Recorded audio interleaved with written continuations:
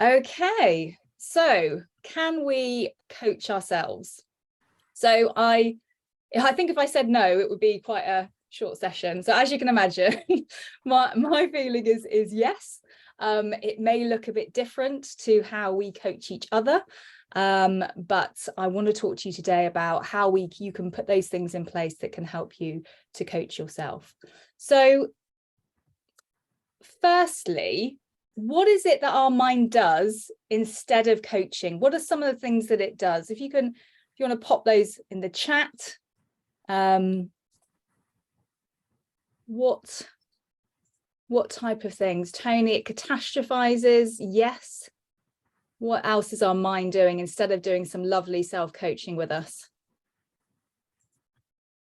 What does it do when we've got a challenge? Oh, a bit of sabotage.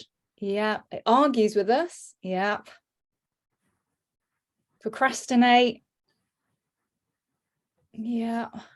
Jumps to solution without thinking through. Absolutely, Tony. Worries. Yeah. Bit of worry and rumination. Provides lots of reasons why. Yeah, it's really interested in why. Why is this happening to me? Absolutely. Okay, so here are some of the things that I thought about. So self-criticism. So our minds can be quite critical. So it can jump to the kind of, this is what you've done wrong, or remember what went wrong before, and gets to that point of kind of using that beating ourselves up as a way to motivate us. So it can be quite self-critical. Rumination and worry, we've mentioned. We can get ourselves into spiral of like, oh my gosh, what's going to happen next? The thoughts are connecting with emotions, and we can just kind of spiral down into this place. We can get quite stuck in rumination and worry. Distraction and disengagement. So it can, a bit like the procrastination that someone mentioned, we can start to distract ourselves. So, oh, Love Island's on again. Yeah. So I'm going to go and watch that, or maybe I'm going to look at my phone. I find that quite a lot. If I've got this kind of thing that I need to do, and then my mind's like, oh, shiny thing over there, and that's going to make me feel better. Blame something outside ourselves. So sometimes as well, we can feel like, oh, why does this always happen to me? This is, why is my partner doing this thing that's making me feel really annoyed? So again, we can look for things outside ourselves. And the challenge with that is that we then put the responsibility outside of ourselves, and we're not the ones that can resolve it. So that's some of the things that our mind can do that's not so helpful. And why self-coaching can be a challenge is that, a bit like when we were doing the coaching training, we looked at conversational traps. So we looked at ways that we talk to others in quite a habitual way, and we were changing that habit of the way that we held space with other people and the way that we spoke with them. And the same things happen with ourselves. So we just tend to get in habitual ways of, whether that is jumping to solution, whether that is procrastination, whether that is worry. Our mind gets used to that kind of, that's the way that I deal with stuff. We try to fix. So much like in our conversations with other people, particularly if you've noticed that, oh, I'm definitely trying to fix other people, it's probably something that you do with yourself as well. What's the problem and how can I fix it? We feel as if we don't have the headspace all the time. When we're kind of rushing from one thing to the other, jumping from one thing, we're really short of time. That kind of idea of, stopping and pausing and properly thinking this thing through, I don't feel like I have time for that. We aren't really listening to ourselves. So a bit like we might have discovered with others, where we are trying to multitask, we're trying to do lots of different things. We often just don't give ourselves the space to really hear ourselves, because we're often responding to the needs of other people. We can get gripped by emotions. So when those emotions really grip us and you can't see the wood for the trees, so your amygdala is kind of in control. We've got that amygdala sabotage, and your ability to kind of be able to do that stepping back feels more challenging. And maybe you just want the challenge to go away. Like you're like, oh, I really don't want to have to be dealing with this. I really don't want to be thinking about this. I'd really just love it if someone else could come and make this better. And maybe we haven't developed the skill. And I guess that's what I want to talk to you about today. So a bit like learning the skills to coach other people, I believe that we can learn the skills to coach ourselves. And so I love this image. It kind of makes me think of all those things that our mind does. So we're having, what is it, like 60 to 80,000 thoughts a day, and 90% of them are said to be negative, and this kind of like this big mass of like noise going on like all the time, and it becomes massively distracting, and it can really get in the way of us being able to just have that headspace to think through a challenge in a coaching type way. And I did a bit of an image of what is going on in the mind. So we experience a sensation in our body, and that sensation might have been kind of triggered from our five senses. Maybe there was a cold breeze and we got goosebumps, or maybe it comes from a prediction. So like for me, I don't like the dark. So if I step out into the dark, I can feel my body doing that kind of preliminary stress response actions. So the increase in the heart rate, the getting a little bit sweaty, feeling on edge, because my body's, I'm not thinking anything yet, but my body's predicting this is a dangerous situation because it's dark. So your mind then makes meaning based on that experience. So it senses those things, and it goes, okay, so like with the goosebumps, oh, I can feel that there's that cold wind outside. So it makes sense from experience. We've had the goosebumps happen before, that experience is about the weather, not about me being scared. So your mind is taking that sensation, plopping it in with all of your that data that it's got over your life, and it's making meaning. If a negative emotion is assigned, so for example, if it does say, oh, actually it's dark, I'm feeling quite scared, so I'm interpreting that physical response as fear, then often humans don't like those kind of, we call them negative emotions, so those unwanted emotions, those emotions that like fear and anger and sadness that don't feel so great. So our mind starts going, okay, I don't like feeling like this. How do I stop feeling like this? And we tend to respond to that discomfort in two ways. We either start to look for an escape, so a short-term escape, even if it has long-term costs. So for me, I might step out, thinking I'm going for a run. I've got my head torch. I'm thinking, oh, this is what I'm going to do in the evening. I step outside, I get that fear response, and I go, oh, do you know what? I'm not going to go for a run. I'm going to just go and watch Love Island and eat chocolate instead, because I'm feeling a bit like anxious and shaky now. So obviously in the short term, yes, that saves me from feeling a bit scared about being out in the dark. But in the long term, I'm not getting fitter, and I'm eating chocolate and feeling a bit rubbish because I'm watching people in bikinis.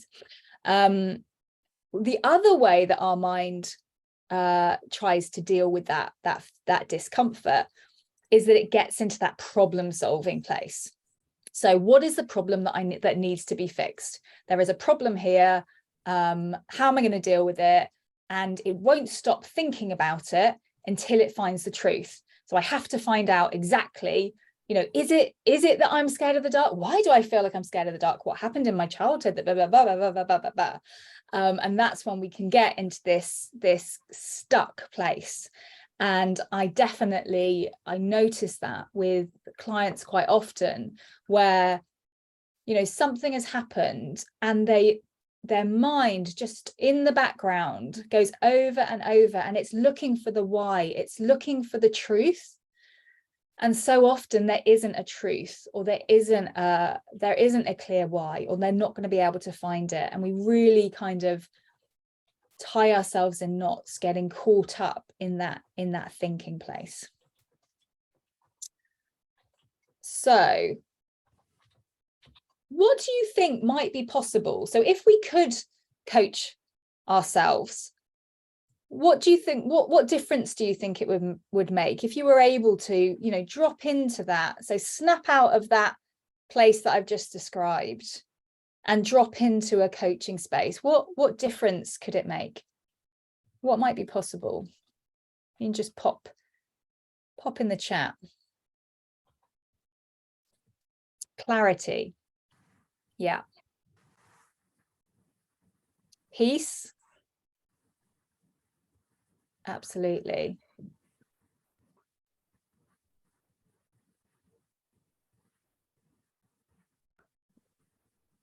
Yeah, I could get out of my own way. Lovely. Change your thinking. You can focus. Yeah, build your self-awareness. Yeah, spend less time on the problem or the issue. Absolutely. So there are lots of, you know, if we were able to have that skill of noticing what was happening in our mind and be able to drop out of that, and without needing necessarily another person to come and coach us, if we're able to do some of that for ourselves, then yeah, we could have clarity, peace. We would be able to get out of our own way more. So for me, that ability to drop out and step back is the place that we need to start. When you walk into a room and you're coaching someone else, depending on the situation, you might not be totally objective. However, you do have a lot more objectivity than you have with your own mind. And in this foundation stage, what we're trying to do is we're trying to really engage with the prefrontal cortex. We're trying to lower any stress response, and we're trying to help ourselves just take that step back so that we're able to have a little bit of distance to our challenge. So, and these, you know, as you might have guessed, these things come from mindfulness. We want to start creating some distance. So noticing what your mind is doing, noticing that it looks like that image, that big kind of fuzzy noisiness. And, you know, whatever your technique is, maybe it's taking some deep breaths. Maybe for you, the way that you do it, I've just got to get outside and move my body, you know, even if it's just 5 minutes. Or maybe it's that, for me, noticing, you know, what I can see out of the window, noticing smells, noticing, you know, my feet on the ground. Some of those mindfulness techniques can just really help you to come out of here, because where you are in your thoughts is either in the past or the future. And what we want to do is we want to anchor into the present. And so the body is just incredibly helpful to do that. And then we might want to do a bit of noticing. So yeah, what's happening in my body? What is it that I'm feeling? What meaning am I creating? So just starting to notice. So we're not getting into the problem. We're just noticing, hey, there's something going on here. And then after that, you can't beat a bit of Kristen Neff's self-compassion. Her 3-step is particularly that emotional bit, because what happens is our emotions and our thoughts are getting all tangled together. And I think just that kind of, I'm feeling scared, and this is really natural. How can I show myself a bit of kindness right now? So just those kind of 3 steps of, it's okay to feel the way I'm feeling. and I can show myself a bit of kindness and recognize that it's really natural. So those foundations can just help us to come out of here into our body and hopefully create a bit of that distance.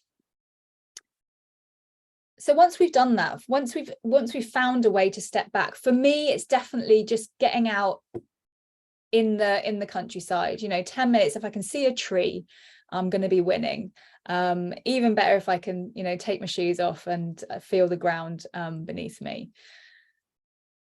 Then you're going to need just a little bit of time in a space that helps you to think well. So like I say, for me, it's definitely outside. I just think a lot better and a lot clearer outside. And particularly when I'm away from the place where I was kind of doing that problem solving.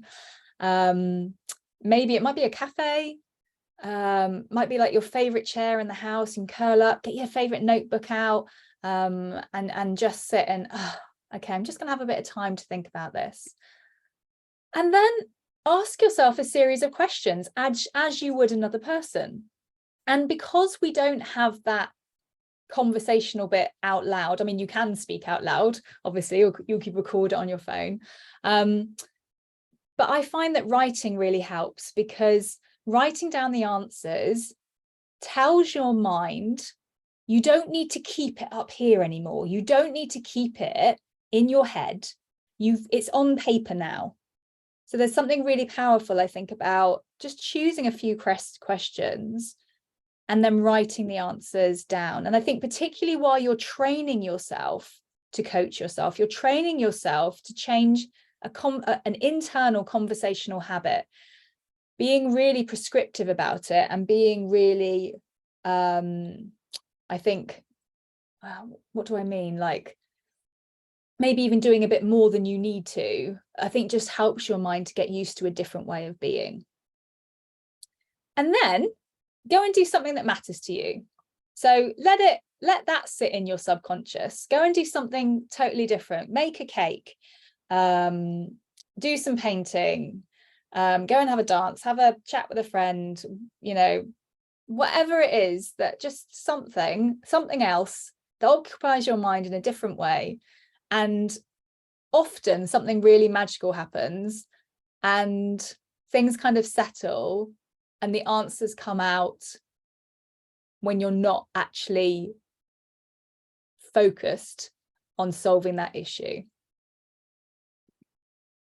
So question wise, you can obviously use the GROW model. And you can print this out and you could use those 8 questions, or you could pick 4 of them that would help you to, when you're doing your reflective piece. I've chosen, I think, about 10 questions which I particularly like. Again, you might go, Hazel, I don't have a whole hour to go through 10 questions. But you could look at these and say, you have this list printed out and just pick out the ones that at that moment feel like they might be really helpful. So, here are some of the old favorites. What's the challenge I'm facing? What would I like to be different? What feels most difficult about this challenge? In what way does this challenge connect to my values? In what ways might my mind be telling me an old story or filling in any of the gaps? What is in my control in respect to this challenge? What options do I have? My old favorite. What advice would you give a friend?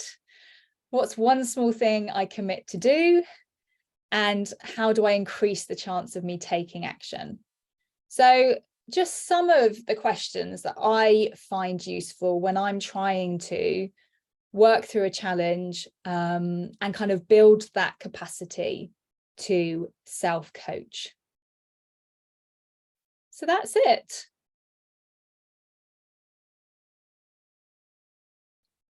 I'm going to stop recording.